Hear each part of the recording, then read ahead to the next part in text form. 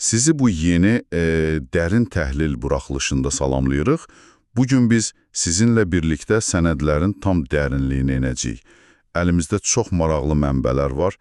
Belə deyək, Milli Məclisin Təbii Ehtiyatlar, Energetika və Ekologiya Komitəsinin son iclasından olan qeydləri araşdıracağıq. Hə, özü çox vacib bir iclas olub. Salam hər kəsə. Missiyamızda bugün tam aydındır. Yaşıllıqların mühafizəsi haqqında qanuna təklif edilən, ilk baxışdan kiçik görünən bir dəyişikliyin fermerləri keçmiş cərimələrdən necə xilas edə biləcəyini və bunun arxasındakı hüquqi məntiqi anlamaqdır.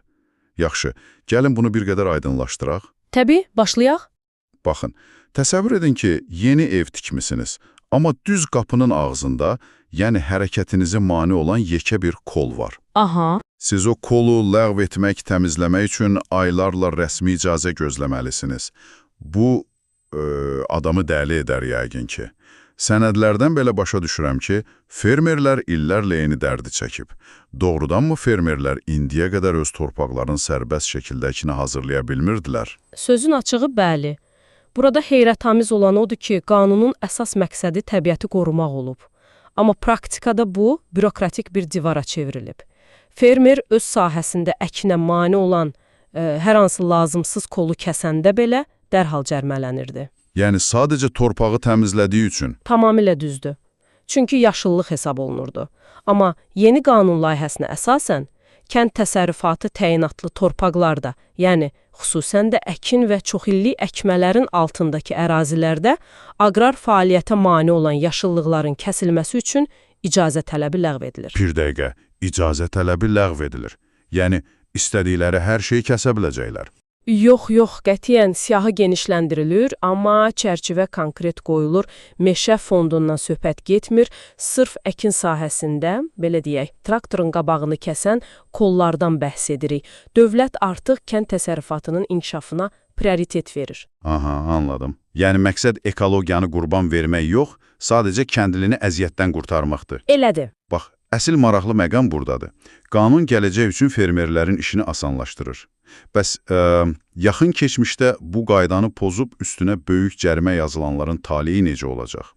Yaxşı, bütün bunlar onlar üçün nə deməkdir? Bu, ödənilməmiş cərimələr üçün rəsmi bir bağışlanmadır. Əgər biz bunu daha geniş mənzərə ilə əlaqələndirsək, hüququn necə gözəl işlədiyini görərik. Komitə iclasında sədri Sadiq Qurbanov məhz bu sualı verib.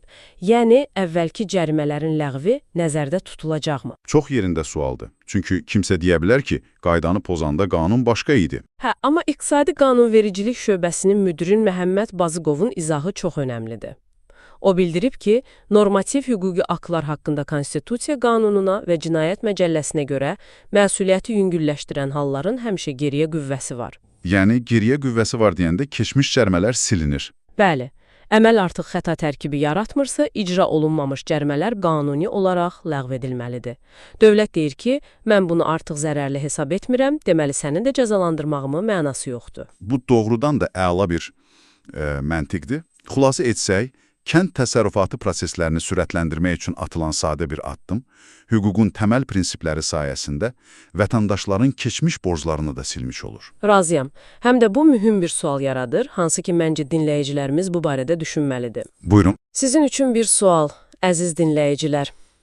Əgər qanun qəfildən bir hərəkətin artıq zərərli olmadığına qərar verirsə, bu, həmin əməlin əvvəldən də zərərsiz olduğunu göstərir, yoxsa sadəcə cəmiyyətimizin ehtiyac və prioritetlərinin dəyişdiyini? O, çox dərin yanaşmadır. Görəsən, gələcəkdə prioritetlərimiz dəyişdikcə daha hansı köhnə qaydalar qüvvədən düşəcək? Öz araşdırmalarınızda bu barədə düşünün. Həqiqətən üstündə düşünülməli məsələdir. Bizə qoşulduğunuz üçün təşəkkürlər. Növbəti təhlillərdə görüşənədək.